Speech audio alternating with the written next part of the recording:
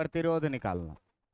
देख लो जरा सा कि अब अगर दिया हुआ रहे आपको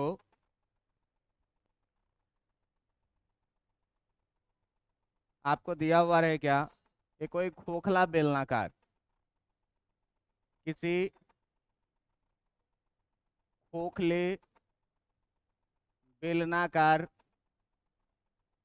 किसी खोखले बेलनाकार चालक के कारण चालक की प्रतिरोध, किसी खोखलाकार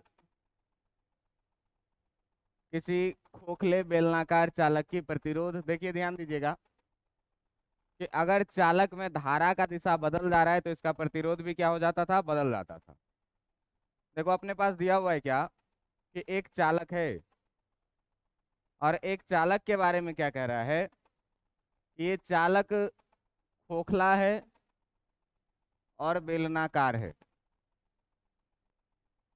इस चालक की लंबाई दी हुई होगी कितनी, L, और ये खोखला बेलन है, मतलब अंदर से ये बेलन जो है वो कैसा, खाली। मतलब अंदर से जो ये बेलन होगा ये कैसा होगा, खाली होगा, ऐसे। इसके बारे में ये दिया हुआ है क्या, इसके अंदर की जो त्रिज्या है, अंदर की त्रिज्या, इसके बारे में ये दिया हुआ है कि ये है कितना, R1, और इसका बाहर वाला जो त्रिज्या है इसके बारे में ये दिया हुआ है कि ये है कितना, R2। अगर इस मटेरियल का प्रतिरोधकता दिया हुआ है कि रो, और आपको ये बात कह रहा है कि इससे जो धारा प्रवाहित हो रही है, इससे धारा कुछ इस तरह से प्रवाहित हो रही है, विद्युत धारा, इससे जो कुछ विद्युत धारा प्रवाहित हो रही है वो इस तरह से, तो आपको कहेगा क्या कि बताइए कि इस चालक का प्रतिरोध कितना होगा, इस चालक का प्रतिरोध कितना होगा, ये चीज आपको निकालना है। आपके सामने में एक बेलनाकार चालक है जो खोखला बेलनाकार चालक है, इसका आंतरिक त्रिज्या दिया हुआ है कितना, R1, और बाहरी त्रिज्या दिया हुआ है कितना, R2। कह रहा है कि यदि मटेरियल का प्रतिरोधकता रो है भाई, तो इसका हमको क्या तुम निकाल करके दिखाओ, इसका हमको निकाल करके दिखाओ प्रतिरोध। तो देखो कि R बराबर जो हम लोग पढ़े हुए हैं वो कितना पढ़े हुए हैं, रो L बाय A, और आपको बोले थे कि जो क्षेत्रफल A होगा ये हमेशा विद्युत धारा के लंबवत जो सतह होगा उसी सतह का क्षेत्रफल होता था। तो आप देखिए कि यहाँ जो विद्युत धारा के लंबवत सतह है वो ये वाली सतह है। वो जो सतह है वो कौन सी वाली, ये वाली सतह, जितना भाग को मैंने शेडेड किया है ये वाली सतह। खोखला है तो बीच में तो खाली होगा। अब अगर इसको आप ध्यान से देखिएगा सामने से, तो सामने से देखिएगा तो ये वाला जो दिखेगा आपको वो कुछ ऐसा दिखेगा, ये वाला त्रिज्या कितना, R1, और ये वाला त्रिज्या कितना, R2। सामने से देखेंगे तो ऐसा ही दिखेगा। अब देखो कि अगर हम क्षेत्रफल का बात करें तो हमको इस वाले क्षेत्रफल को निकालना है केवल। तो अगर यहाँ हम लोग A निकालेंगे, क्षेत्रफल आप निकालेंगे A बराबर, तो देखिए तो बड़े वाले वृत्त का अगर हम लोग लिखेंगे क्षेत्रफल तो कितना लिखेंगे, पाई R2 का स्क्वायर। इसमें से छोटे वाले का अगर हम लोग घटा लें पाई R1 का स्क्वायर, तो ये जो भाग रंगीन भाग है इस भाग का क्षेत्रफल निकल जाएगा कि नहीं, और यही हो जाएगा कि आपके क्रॉस सेक्शनल एरिया। लंबाई L बराबर आपको दिया ही हुआ है कि इसका लंबाई कितना है, L। तो भाई साहब जो प्रतिरोध होता है R बराबर, ये कितना होता है, रो L बाय A, मतलब ये हो जाएगा रो L के जगह पर L, और इसका एरिया है कितना, पाई R2 का स्क्वायर माइनस पाई R1 का स्क्वायर। ध्यान से देखेंगे तो रो L हो जाएगा, इस दोनों में से पाई कॉमन करिएगा तो R2 का स्क्वायर माइनस कितना, R1 का स्क्वायर। और अगर थोड़ा और अच्छे से लिखने का मन है तो ये A square minus B square है, और इस A square minus B square को आप रो L by A plus B into A minus B लिख सकते हैं कि नहीं लिख सकते हैं, लिख सकते हैं। इसका अब देखो रो पता है, L पता है, R1 और R2 पता है, तो इसका प्रतिरोध R निकल जाएगा कि नहीं निकल जाएगा, निकल जाएगा। तो ये था क्या कि जब चालक में विद्युत धारा इधर से जा रही है और ऐसे बह रही है तब हम लोग कैसे प्रतिरोध निकालें। तब आपका क्रॉस सेक्शनल एरिया जो A हो रहा था ये वाला शेडेड रीजन A क्षेत्रफल हो जा रहा था।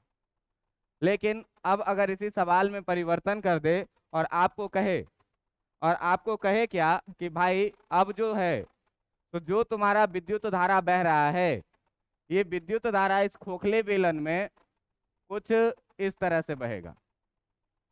इस खोखले बेलन में जो अब विद्युत धारा बहेगा वो कुछ अब इस तरीके से अगर बहा दें सतह के लंबवत, ये मान लीजिए आपका खोखला बेलन, वही वाला बेलन जिसका आंतरिक त्रिज्या दिया हुआ है कितना, यहाँ से यहाँ तक ये दिया हुआ है आपका R1, और ये जो यहाँ से यहाँ तक दिया हुआ है ये वाला दिया हुआ है कितना, R2। यही बात है कि चालक की लंबाई दी हुई है कितनी, L, और इसका जो मटेरियल है ये दिया हुआ है कितना, रो का। अब कह रहा है कि इससे जो विद्युत धारा तुम्हारा बह रहा है, ये विद्युत धारा सतह के लंबवत ऐसे बह रहा है। जो विद्युत धारा बह रहा है तुम्हारा वो कैसे, सतह के लंबवत इस तरह से धारा चारों तरफ बह रही है। अब बताइए कि इसका प्रतिरोध कितना होगा। अब बताइए कि इसका प्रतिरोध कितना होगा। तो ये थोड़ा सा अपने आप में हाईफाई कॉन्सेप्ट हो जाता है। अब देखो कि ये खोखला बेलन है और जैसे जैसे धारा बहेगा तो यहाँ पर एक छोटे से सतह से होकर के बहेगा, जैसे थोड़ा सा और आर बढ़ेगा और बड़ा सतह हो जाएगा, थोड़ा और बढ़ेगा और बड़ा सतह हो जाएगा। मतलब सतह का जो क्षेत्रफल है ये यहाँ पर क्या होता जा रहा है, लगातार बदलता जा रहा है। क्यों भाई, तो आप देखिए कि जब ये वाला आप त्रिज्या लेंगे तो क्षेत्रफल तो केवल इतना ही रहेगा अंदर वाला, है ना। लेकिन जब करंट यहाँ से थोड़ा सा और आगे बढ़ा तो अब क्षेत्रफल ये हो जाएगा। अब आपका क्षेत्रफल कितना हो जाएगा, इतना बढ़ रहा है क्षेत्रफल। थोड़ा सा और करंट आगे बढ़ा तो आपका क्षेत्रफल जो है तो कुछ इस तरह से हो जाएगा। अब जो है सो आपका क्षेत्रफल क्या हो जाएगा, कुछ इस तरीके से। मतलब जैसे जैसे यहाँ से करंट बाहर की तरफ जा रहा है हर जगह पर ये अलग अलग तरह के पृष्ठीय क्षेत्रफल से होकर के गुजर रहा है। मतलब पृष्ठीय क्षेत्रफल लगातार क्या कर रहा है, वैरी कर रहा है, बदल रहा है। तो जब भी कोई चीज वैरी कर रहा होता है तो हम लोग मदद लेते हैं किस चीज का, इंटीग्रेशन का या फिर डिफरेंशिएशन का। बात समझ में आ रहा है। तो हम लोग करेंगे क्या, इसको करने के लिए करेंगे क्या कि R त्रिज्या का इसमें से हम एक एलिमेंटल सिलेंडर काट लेंगे। एक खोखला गोला है, इसमें से हम बहुत पतला पतला इनफाइनाइट खोखला गोला काट सकते हैं कि नहीं काट सकते हैं, काट सकते हैं। तो एक करेंगे क्या, इसमें हम लोग करेंगे क्या भाई, तो करेंगे क्या कि एक R त्रिज्या वाली पतली बेलन काटेंगे, पतली बेलन काटेंगे जिसकी मोटाई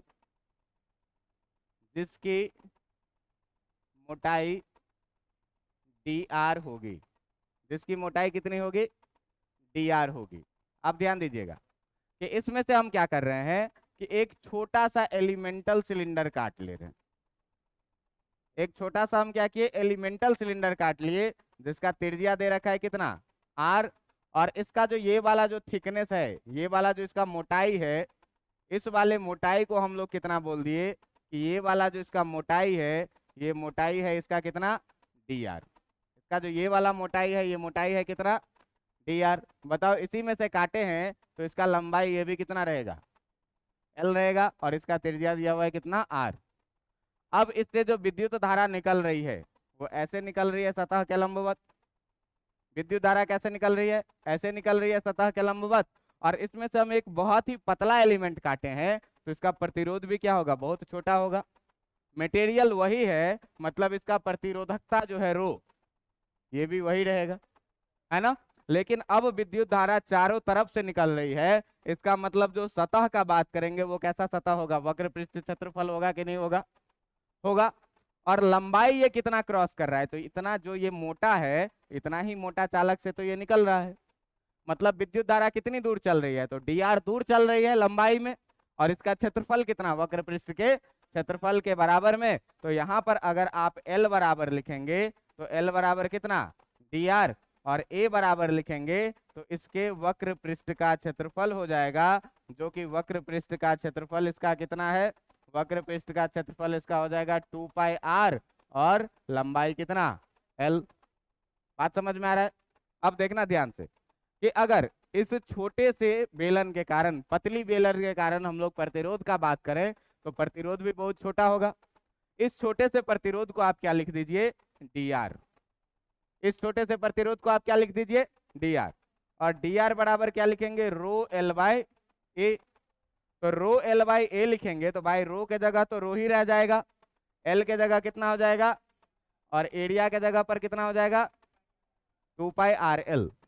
जरा सा ध्यान से देखना कि हम लोग जो छोटा सा प्रतिरोध लिखे हैं डी आर बराबर, ये डी आर बराबर कितना लिखे हैं, rho times D R by 2 pi R L. अब आप देखिए कि जो सिलेंडर था, इस सिलेंडर को जरा आप ऐसे नहीं देखिए, इधर सामने से देखिए।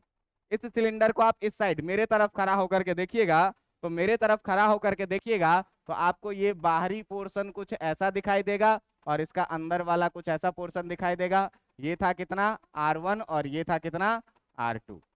बात समझ में आ रहा है। जो हम एक पतला सा सिलेंडर काटे थे, ये पतला सा सिलेंडर हम इसके बीच में कहीं पर काट लिए थे, एक छोटा सा। ये था आपका पतला सा सिलेंडर। जो पतला सा सिलेंडर का रेडियस कितना हम माने थे, इसका रेडियस माने थे स्मॉल आर। अब आप सोचिए कि ऐसा ऐसा यहां से लेकर के और यहां तक में हम ऐसा ऐसा कितना सिलेंडर काट सकते हैं, इनफाइनाइट सिलेंडर काट सकते हैं। तो जो भाई सबसे पहला सिलेंडर काटेंगे वो हम यहाँ पर काटेंगे, और जो सबसे आखिरी सिलेंडर काटेंगे वो कहाँ पर काटेंगे, यहाँ पर काटेंगे। बात समझ में आ रहा है। तो अगर हम लोग कुल प्रतिरोध के लिए बात करेंगे, अगर हम लोग बात करें किस चीज के लिए, कुल प्रतिरोध के लिए, तो कुल प्रतिरोध के लिए क्या करेंगे, दोनों तरफ इसको इंटीग्रेट करेंगे। कुल प्रतिरोध के लिए दोनों तरफ क्या करेंगे, समाकलन करेंगे। दोनों तरफ समाकलन करने पर, दोनों तरफ समाकलन करने पर, अब देखिए दोनों तरफ समाकलन करने पर कितना मिल जाएगा, integration d r equal to integration rho d r बट्टा 2 पाई आर एल। अब देखो इसमें लिमिट लगाना है, तो भाई जो सिलेंडर काट रहे हैं वो सबसे पहला सिलेंडर हम लोग R1 लेंथ पे काटे, और सबसे आखिरी सिलेंडर काटते गए काटते गए काटते गए, सबसे आखिरी कहां पर काटे। तो लिमिट कहां से कहां तक लगाएंगे, R1 से लेकर के कहां तक, R2 तक। अब देखो कि dx का इंटीग्रेशन होता है x, तो dr का इंटीग्रेशन कितना हो जाएगा, r हो जाएगा। और इसमें देखिए रो कांस्टेंट, किसी भी दिए गए मटेरियल के लिए रो का मान क्या, 2 पाई कांस्टेंट, और चालक की लंबाई भी क्या, इससे कोई फर्क नहीं पड़ेगा। और कांस्टेंट को क्या करेंगे हम लोग, बाहर निकाल लेंगे, मतलब रो बाहर आ जाएगा, और इनटू 1/2 पाई एल बी क्या हो जाएगा, बाहर आ जाएगा। आपके पास बचेगा क्या, आपके पास बचेगा इंटीग्रेशन R1 से लेकर के R2 तक 1/r, और कितना, आपको पता है 1/x का इंटीग्रेशन कितना होता है, 1/x का इंटीग्रेशन कितना होता है, log x। ठीक ना, इंटीग्रेशन नहीं पढ़े हो अभी तक मैथ्स में, नहीं पढ़े हो, तो 1/x का इंटीग्रेशन होता है log x। तो इसको रो बाय 2 पाई एल और इनटू 1/r को कितना लिखोगे, log r, कहां से कहां तक, R1 से लेकर के R2 तक। अब देखो इसमें अपर लिमिट डालेंगे और लोअर लिमिट डाल के क्या करेंगे, घटा देंगे। तो भाई यहाँ से जो R इक्वल टू आएगा तुम्हारा, R इक्वल टू कितना आएगा, रो बाई 2 पाई एल। जब अपर लिमिट डालोगे तो ये हो जाएगा कितना, log R2, कितना हो जाएगा, log R2, और माइनस जब लोअर लिमिट डालोगे तो ये कितना हो जाएगा, log R1। कभी पढ़े हुए होगे तुम लोग बचपन में कि log m minus log n क्या होता है, log m/n। तो भाई साहब इसको R बराबर rho by 2 pi L into log R2/R1 लिख सकते हैं कि नहीं लिख सकते हैं। और यही हो जाएगा इसका प्रतिरोध, R बराबर कितना, rho by 2 pi L log R2 by कितना, R1। देखिए R1 पता है, R2 पता है, रो पता है, L पता है, तो इसका प्रतिरोध निकल के आ जाएगा कि नहीं आ जाएगा, आ जाएगा। अब देखिए कि जिस प्रतिरोध का हम लोग बात करते हैं, इस प्रतिरोध को आप जनरली क्या बोल सकते हैं कि जो हम लोग अपने घर में इलेक्ट्रिकल फ्यूज का इस्तेमाल करते हैं, इसी फ्यूज को हम लोग क्या बोलेंगे, प्रतिरोध बोलेंगे। तो ये जो प्रतिरोध होता है ये मुख्यतः 2 प्रकार के होते हैं। एक प्रकार होता है जो मिश्र धातुओं का बना हुआ होता है, इन्वर्टर का फ्यूज कभी देखे हुए हो, एक कांच का रहता है और उसमें तार बंधा हुआ होता है एक तरफ से दूसरी तरफ तक, या फिर आपके घर में जो ऐसे खींचने वाला फ्यूज रहता है उसमें भी क्या होता है, तार बंधा हुआ रहता है। वो तार मुख्य रूप से किस चीज का होना चाहिए, मिश्र धातु का। तो मिश्र धातु कुछ है, जैसे क्या है, मैंगनीन है, ठीक ना, टंगस्टन का मिश्र धातु है। ये सारे चीजों का क्या होता है, उच्च प्रतिरोध होता है। और एक दूसरा प्रतिरोध आप लोग देखे होइएगा, क्या, इस तरह का चॉकलेट के जैसा, है ना, इस तरह का चॉकलेट के जैसा। तो ऐसे प्रतिरोधों को हम लोग बोलते हैं क्या, कार्बन रेजिस्टर, कार्बन प्रतिरोध। ठीक है। तो जो आपके घर में बोर्ड में फ्यूज लगा हुआ है उसका साइज बहुत बड़ा होता है, वो एक्यूरेट फ्यूज नहीं होता है। लेकिन ये जो होते हैं ये साइज में बहुत छोटे होते हैं, लेकिन इनका प्रतिरोध बहुत ज्यादा ज्यादा होता है। तो बहुत ज्यादा ज्यादा प्रतिरोध है, मान लो किसी का प्रतिरोध है 25,000 ओम या 50,000 ओम, तो उसको इतने छोटे से साइज पर लिखना क्या हो जाता है, मुश्किल हो जाता है। इसको इतने छोटे से साइज पर क्या होता है, लिखना मुश्किल हो जाता है कि इतना बड़ा डाटा इतने छोटे से साइज पर हम कैसे लिखेंगे।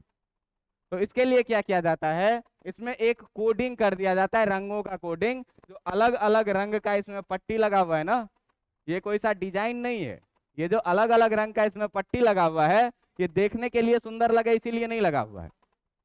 इस प्रतिरोध का मान कितना है, इस प्रतिरोध का मान ज्ञात करने के लिए क्या किया जाता है, इसके छोटे साइज पर लिखा नहीं जा सकता है। तो लिखा नहीं जा सकता है तो इसमें क्या करेगा, अलग अलग रंग का 4 पट्टी लगा देगा। इस 4 पट्टी को बोलते हैं कलर कोडिंग ऑफ रेजिस्टेंस।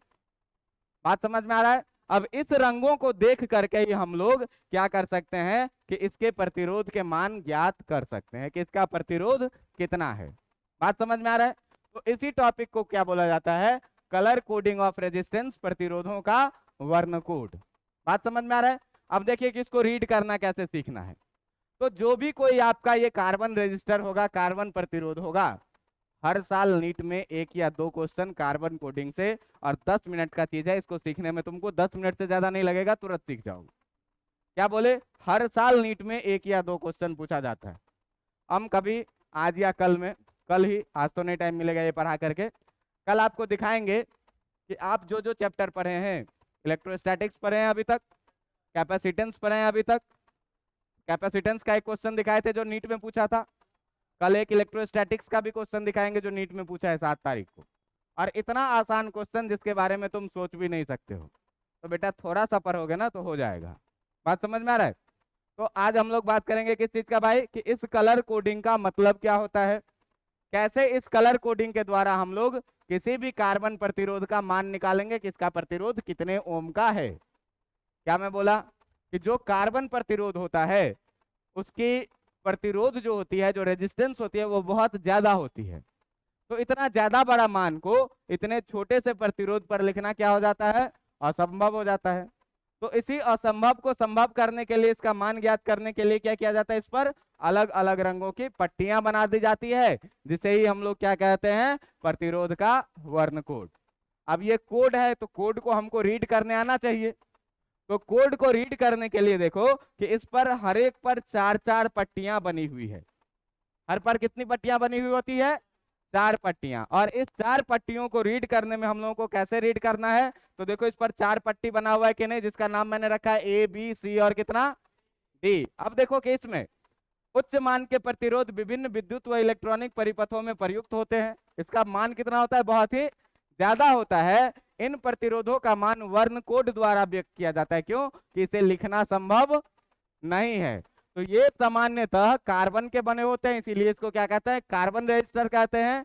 जैसे 1 किलो ओम का है मतलब कितना, 1000 ओम। 2 किलो ओम का है 2000 ओम। 5 किलो ओम का है 5000 ओम। तो इन सारे मान को जो है तो क्या किया जाता है, अलग अलग कोड के रूप में, बलाय के रूप में क्या किया जाता है, या फिर पट्टियों के समूह के रूप में इस पर क्या किया जाता है, छाप दिया जाता है। अब इसी पट्टियों को हमको पढ़ने आना चाहिए कि ये नंबर में कितना लिखा हुआ है। इसी पढ़ने के तरीके को आज आप लोगों को क्या करना है, सीखना है। तो किसी भी कार्बन प्रतिरोध में कितना पट्टी बना हुआ होगा, 4 पट्टी। अब देख लो कि इस 4 पट्टी का मतलब क्या होता है। अब देख लो कि इस 4 पट्टी का मतलब क्या होता है, इस चीज को तुमको क्या करना है, देखना है कि इस 4 पट्टियों का मतलब क्या होता है, ये आपको सीखना है। तो देखिए ABCD 4 पट्टी है, क्रमशः आप देख रहे हैं।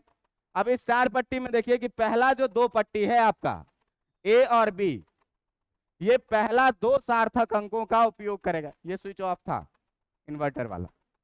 क्या बोले कि जो पहला आपका 2 पट्टी है ए और बी, ये क्या बताएगा कि पहला 2 अंक कौन सा है। बात समझ में आ रहा है। जो तीसरा पट्टी आपका सी है, ये बताएगा कि दशम गुणांक। दशम गुणांक का मतलब होता है कि 10 का पावर 0, 10 का पावर 1, 10 का पावर 2, ये कितना होता है।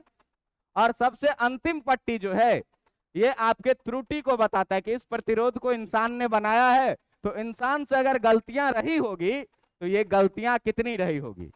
तो इन गलतियों को सबसे पहले जानिए। तो गलती को कौन सा पट्टी बता रहा है, सबसे लास्ट वाला, चौथा वाला पट्टी।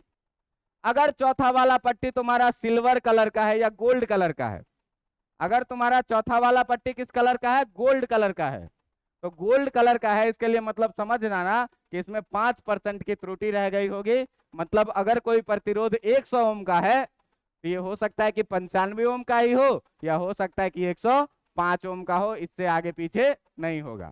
मतलब इसमें 5 ओम की त्रुटि रह गई होगी। बात समझ में आ रहा है। अगर अंतिम पट्टी आपके चांदी कलर का हो, सिल्वर कलर का हो, तो इसका मतलब समझ जाना है कि जो त्रुटि रही होगी ये कितने की, 10% की। और अंतिम पट्टी का अगर कोई रंग ही नहीं हो, केवल 3 ही पट्टी हो प्रतिरोध में, केवल 3 ही पट्टी हो प्रतिरोध में, मतलब चौथा प्रतिरोध नहीं हो, चौथा रंग अगर रंगहीन हो, तो आपको समझ जाना है कि जो त्रुटि रही होगी वो कितने की, प्लस में भी हो सकता है और माइनस में भी हो सकता है। अब सर ये ए बी सी जो है और डी जो है, तो डी वाले के बारे में तो पता चल गया कि डी वाला या तो गोल्डन कलर का रहेगा, या तो सिल्वर कलर का रहेगा, या तो कोई कलर नहीं रहेगा। बात समझ में आ रहा है। तो अगर गोल्डन कलर का रहा, इसका मतलब क्या समझना है कि त्रुटि कितने की रही होगी। अगर सिल्वर कलर का रहा होगा, इसका मतलब त्रुटि कितने की रही होगी। और अगर कोई कलर नहीं रहा, इसका मतलब त्रुटि कितने की रही होगी, 20% की। अब बात उठता है क्या कि सर इस ए बी और सी को हम कैसे डिसाइड करेंगे कि कितना होगा, 1 होगा कि 2 होगा कि 3 होगा कि 4 होगा। बात समझ में आ रहा है। तो इसके लिए आपके पास एक टेबल है, और इस टेबल में देखिए कि एक 10 रंगों की पट्टी बनी हुई है। इस 10 रंगों में के पट्टी में ब्लैक का मतलब होगा क्या, बी फॉर ब्लैक, और ब्लैक का मतलब होगा कि इसका जो नंबर होगा वो कितना होगा, 0। ब्राउन, ब्राउन का मतलब नंबर कितना होगा, रेड, रेड का मतलब कितना नंबर होगा, ऑरेंज का मतलब नंबर होगा कितना, येलो का मतलब नंबर होगा कितना, ग्रीन का मतलब कितना नंबर होगा, नीला का मतलब नंबर कितना होगा, वॉयलेट का मतलब कितना होगा, ग्रे का मतलब कितना होगा, और व्हाइट का मतलब कितना होगा, 9। ये पूरा पट्टी रखा हुआ है। अब अगर आपको ये पट्टी याद रहता है, तो ए और बी का वैल्यू कितना, अगर ब्लैक कलर का है तो 0, अगर ब्राउन कलर का है तो, अगर रेड कलर का है तो, अगर ऑरेंज कलर का है तो। इस तरह से आपके पट्टी का नाम अगर याद रहेगा, तो आप देखिए 10 का पावर 0, 10 का पावर 1, 10 का पावर 2, इसी तरह से है। तो इधर वाला तो याद रखना सारा आसान है, 0 से लेकर के 9 तक है, यहाँ भी 0 से लेकर के। इस पैटर्न को हम कैसे याद रखें, तो इस पैटर्न को याद रखने के लिए, अच्छा ये भी चीज देखो, यहाँ पे कट गया है, कट गया है। सुनहरा का मतलब गोल्डन, और गोल्डन का मतलब प्लस माइनस 5% था।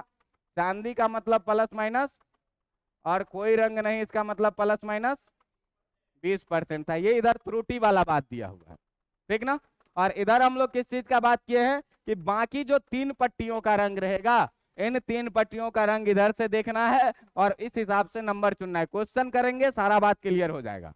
पहले ये जुगाड़ लगाओ कि इधर वाला चीज तो सर याद रहेगा 0 से लेकर के 9 तक, इधर वाले को कैसे याद रखें, इधर वाले को कैसे याद रखें, तो देख लो। बी फॉर एक आदमी है जिसका नाम है बी बी रॉय, जिसका नाम है क्या, बी बी रॉय। ये आदमी जो है of Great Britain, B B Roy of Great Britain, ये कहाँ का आदमी है, ग्रेट ब्रिटेन का आदमी है। ब्रिटेन का नाम सुने हुए हो, B B Roy of Great Britain. Great और ब्रिटेन देखना, जो जो कैपिटल में लिखा हुआ है उस पर थोड़ा सा ध्यान देना, यहाँ वाई भी कैपिटल में, ठीक ना। B B Roy of Great Britain has very good wife, has very good wife.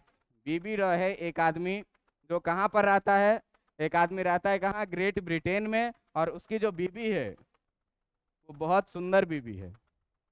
भगवान करे तुम्हारी भी हो, है ना, हमारी भी हो, इधर नहीं हो। देखिए, तो इस चीज को आप कैसे याद रखेंगे? B for black, B for brown, R for red, O for orange, Y for yellow, G for green, B for blue, और V for violet, G for फिर से ग्रे, और ये डब्ल्यू फॉर व्हाइट। इसको अगर आप ऐसे याद रखेंगे क्या कि बीबी रॉय एक आदमी है जो कहाँ का है? ग्रेट ब्रिटेन का है, उसकी बीबी बहुत अच्छी है। बड़ी नजर रखते हैं सर दूसरों के बीबी पर। देखिए, क्रमबद्ध तरीके से वर्ण कोड याद करने के लिए अंग्रेजी का ये वाक्य याद रखें क्या? B B Roy of Great Britain has very good wife. एक आदमी है जिसका नाम है क्या? बीबी रॉय। उसकी, वो कहाँ का रहने वाला है? उसकी बीबी क्या है? अच्छी है। उसकी बीबी अच्छी है, सुंदर नहीं है, ब्यूटीफुल नहीं लिखा हुआ है, हैज वेरी गुड वाइफ। उसकी बीबी अच्छी है, ठीक ना? सुंदर नहीं है बेटा, क्या है? अच्छी है। ये ध्यान देना, सुंदर रहेगा तो हैज ब्यूटीफुल वाइफ हो जाएगा। और तुम लोगों का ब्यूटी पर कुछ ज्यादा ही नजर रहता है, रहता तो अपना भी है। चलो, तो क्या बोले इसको, ये कैसे याद रखना है? B B Roy of Great Britain has very good wife. अब देखिए कि इसमें आपको याद रखना है कि ये बी फॉर किसके लिए है? तो ये बी फॉर है क्या? ब्लैक। ये दूसरा बी है किसके लिए? ब्लू। ये आर है किसके लिए? रेड। ये ओ है किसके लिए? ऑरेंज। ये वाई है किसके लिए? और ये जी है किसके लिए? ग्रे के लिए। ये बी है किसके लिए? ब्राउन के लिए। और ये वी है किसके लिए? वायलेट के लिए। ये जी है किसके लिए? ग्रे के लिए। ग्रे मतलब दो ग्रे होता है, एक ग्रे का मतलब भूरा और ग्रे का मतलब एक स्लेटी ग्रे होता है।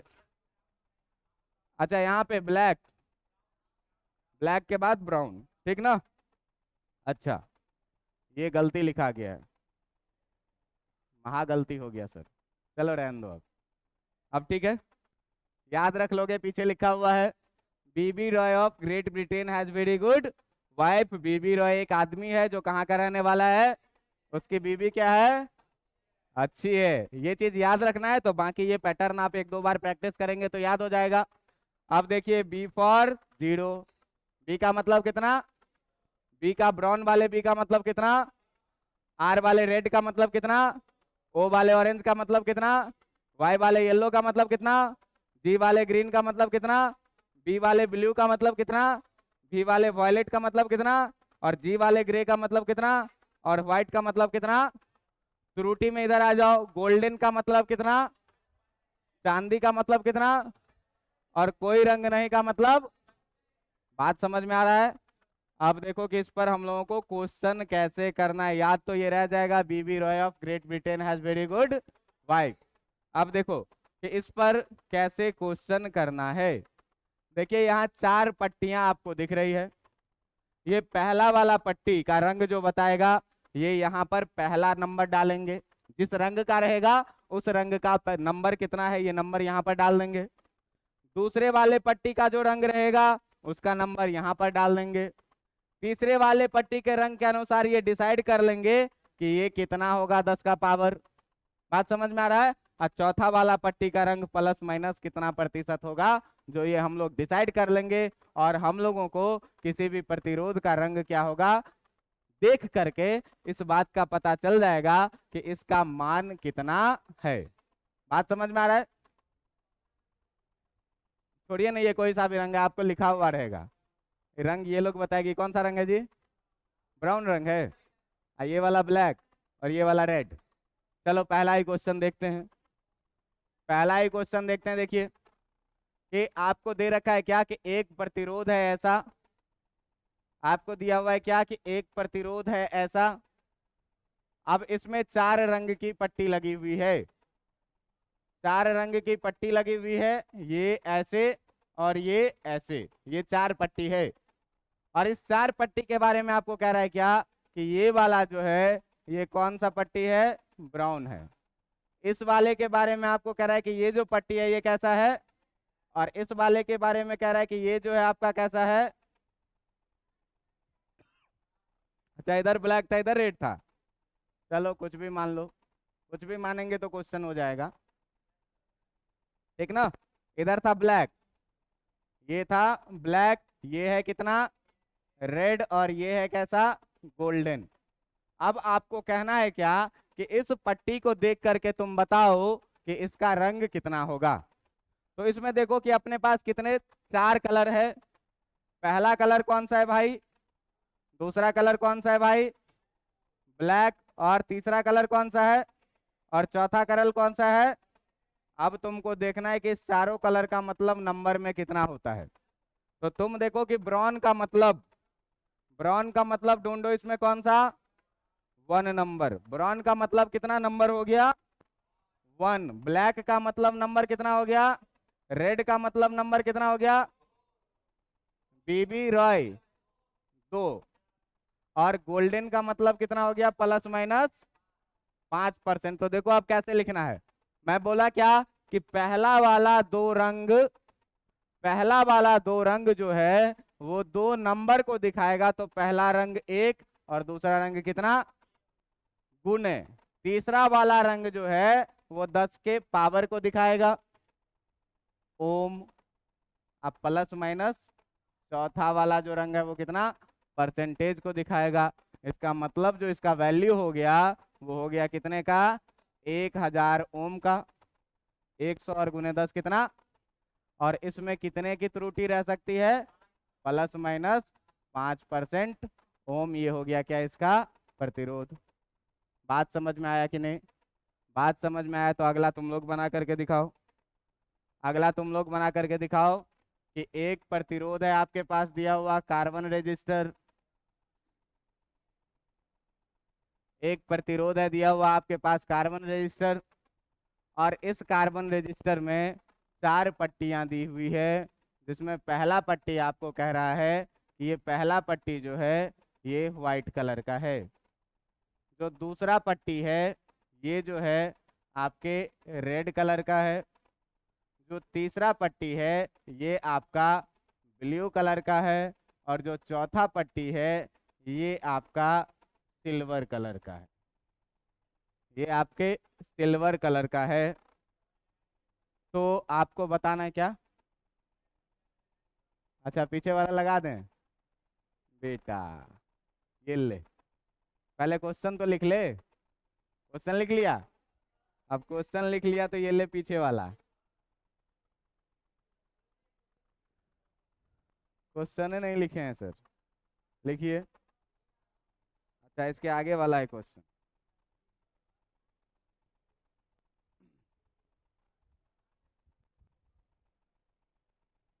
अच्छा इस चैप्टर में एक एक बात तेरे को फील आएगा, अगर करंट नहीं फील आ रहा है तो इधर आ मैं करवाता हूँ, अगर तेरे को रेजिस्टेंस फील नहीं आ रहा है तो मैं करवाता हूँ, यहाँ पे आ जा, जैसे बोलूंगा कि इसमें उंगली डालो सब फील होगा पूरा का पूरा 220 वोल्ट फील होगा। अरे तो तार निकालेंगे उसमें से तब बोलेंगे छू अब। अच्छा एक बात ईमानदारी से आप लोग बताइए कि इस चैप्टर में एक सिंगल बात ऐसा निकला है क्या जो आपको बाउंस कर गया हो, इस पूरे चैप्टर में, चैप्टर 3 करंट इलेक्ट्रिसिटी में एक भी ऐसा बात निकला है जो आपको बाउंस किया हो। हर बात को फील किए हैं, हर बात को हम लोगों ने क्या किया है फील किया है इस चैप्टर में, और हर एक फीलिंग्स को अगर आप रिवीजन करिएगा ना तो एक एक चीज कॉपी में लिखा भी हुआ है। वो सिल्वर था यार, ये वाला क्वेश्चन में सिल्वर है, ठीक ना। अब देखो एक तो ऐसे क्वेश्चन पूछ देगा कि तुमको रंग दे देगा और बोलेगा कि प्रतिरोध निकालिए, तुमको क्या बोलेगा कि रंग दे देगा और बोलेगा क्या कि प्रतिरोध निकालिए। इस बार नीट में क्या किया था प्रतिरोध दे दिया था और बता था कि बताइए कि दूसरे पट्टी का या तीसरे पट्टी का रंग कौन सा होगा, ठीक ना। इस बार क्या किया था प्रतिरोध ही दे दिया था और बोला था क्या कि बताइए कि दूसरे पट्टी या तीसरे पट्टी का रंग कितने का होगा, कैसा रंग का होगा, तो वो भी निकाल लेंगे। देखते हैं अगला क्वेश्चन, इस बार नीट में पूछा हुआ क्वेश्चन है कि पट्टियों का प्रतिरोध ही दे दिया था कार्बन का और बोला था कि बताओ कि इसके तीसरे पट्टी का या दूसरे पट्टी का रंग कौन सा होगा। बात समझ में आ रहा है। अब देखो ध्यान से, अब देखो ध्यान से कि ये चीज जो है ये चला जाएगा आपके ग्रुप में, चला जाएगा पीडीएफ, ठीक ना। अब देखिए कि इसमें कैसे क्वेश्चन पूछा गया था। क्वेश्चन कैसे पूछा गया था इस बार नीट में, ये तो बन गया होगा तेरे से। देख व्हाइट का मतलब कितना, रेड का मतलब कितना, रेड का मतलब 2, ब्लू का मतलब कितना 6, और सिल्वर का मतलब कितना प्लस माइनस 10%। तो भाई प्रतिरोध R बराबर जो लिखेंगे वो कितना लिखेंगे 92 इंटू 10⁶ और प्लस माइनस 10%। बात समझ में आ रहा है। आप देखो इसको थोड़ा अच्छे से लिखने के लिए, ये स्टैंडर्ड फॉर्म नहीं है। आप स्टैंडर्ड फॉर्म में जब भी लिखते हैं तो A.BCD लिखिए गुने 10 का पावर कुछ भी x लिखिए, मतलब एक डिजिट के बाद दशमलव होना चाहिए। तो एक डिजिट के बाद दशमलव होने के लिए इस 92 में क्या करिए 10 से, तो हम क्या करेंगे इसमें 10 से गुना भी कर देंगे, कोई फर्क नहीं पड़ेगा। 92 में क्या किए 10 से भाग दे दिया और 10 से, और है क्या है भाई 10 का पावर 6 पहले से है, प्लस माइनस 10% ओम पहले से। अब देखो इतना को जो है तो 9.2 लिख लोगे कि नहीं, इतना को जो है तो 10 का पावर 7 लिख लोगे कि नहीं, और प्लस माइनस कितना परसेंट 10% ओम। बात समझ में आ रहा है, बात समझ में आ रहा है। अब देखिए कि आपसे क्वेश्चन कैसे पूछा था नीट में, जो मैं एक क्वेश्चन आपसे करके मैं दिखाता हूं। हो सकता है कि एग्जैक्ट डाटा नहीं हो, लेकिन क्वेश्चन का पैटर्न कुछ उसी तरह का था, ठीक ना। देखिए क्वेश्चन था क्या, क्वेश्चन था क्या, क्वेश्चन था कि यदि यदि किसी कार्बन प्रतिरोध का, यदि किसी कार्बन प्रतिरोध का प्रतिरोध, यदि किसी कार्बन प्रतिरोध का प्रतिरोध 4.2 इंटू 10⁻³ प्लस माइनस 5% ओम है, प्लस माइनस 5% ओम है, तो प्रतिरोध के तो प्रतिरोध के प्रतिरोध के तीसरे पट्टी का रंग, तो प्रतिरोध के तीसरे पट्टी का रंग क्या होगा।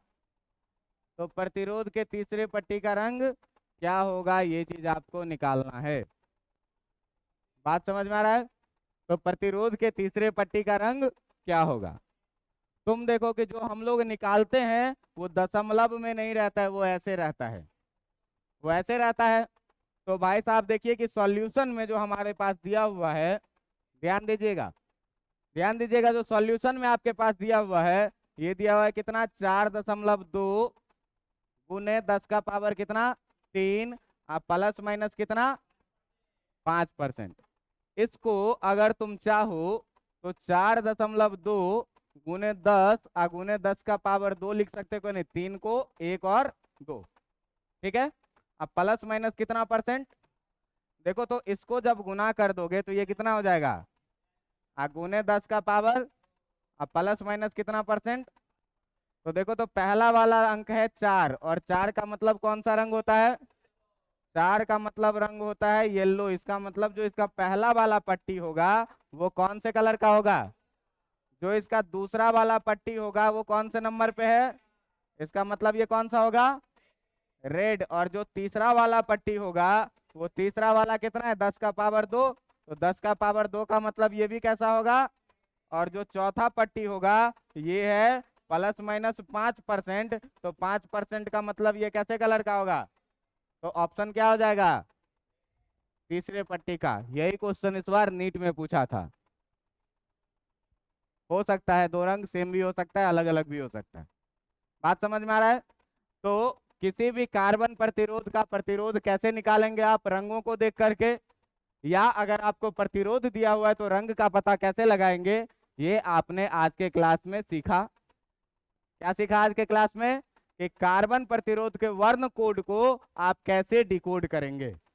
बात समझ में आ रहा है कि अगर रंग में दिया हुआ है तो प्रतिरोध कैसे निकालना है, और अगर प्रतिरोध दिया हुआ है तो रंग कैसे निकालना है। इस तरह के क्वेश्चन डायरेक्ट नीट और जेई में कई बार पूछे जाते हैं। नीट में तो हर साल एक या दो क्वेश्चन पूछता ही पूछता है, हर साल एक या दो। तो तुमको याद क्या रखना है, एक लाइन ढंग से याद कर लेना है, क्या कि बीबी रॉय एक आदमी है, ग्रेट ब्रिटेन में रहता है, उसकी बीबी बहुत अच्छी है, सुंदर नहीं है, अच्छी है। समझ में आ रहा है बात। बीबी Roy of Great Britain has very good wife. बस इतना बात अगर आपको याद रहेगा, ध्यान से एक बार याद कर लेंगे, तो आप किसी भी कार्बन रजिस्टर के कोड को डिकोड कर देंगे। बात समझ में आ गई। इस प्रकार से सुनिए, इस प्रकार से आज का ये क्लास खत्म होता है। अगले क्लास में जो हम लोग पढ़ेंगे, वो अगले क्लास में पढ़ेंगे क्या कि प्रतिरोधों का श्रेणी क्रम समायोजन, समानांतर क्रम समायोजन, जो आप लोग 10वीं क्लास में पढ़े हैं, और उसके आधार पर फिर विभिन्न विभिन्न प्रकार के सर्किट को हम लोग सॉल्व करना शुरू करेंगे। जैसे कि किसमें किया था, कैपेसिटेंस में। जैसे किया था किसमें, कैपेसिटर वाला सर्किट सॉल्व किया था, वैसे ही अब रजिस्टर वाला सर्किट भी सॉल्व करेंगे। इसमें भी बहुत तरह की बातें होंगी, और इसमें सर्किट सॉल्व करने के लिए बहुत अलग अलग तरह के नियम सीखेंगे हम लोग, और बहुत ही मजेदार चीज है, समझे। तो पीछे पढ़ के आइएगा, और पढ़ के आइएगा तो मेरे ख्याल से अगले क्लास से जो भी चीजें होंगी उसमें पिछली बहुत कम चीजों की उपयोग होगी, ठीक है। इसीलिए थोड़ा थोड़ा अपना रिवीजन करते रहना है, और इंतजार करिए अगले क्लास का। आज के लिए काफी है।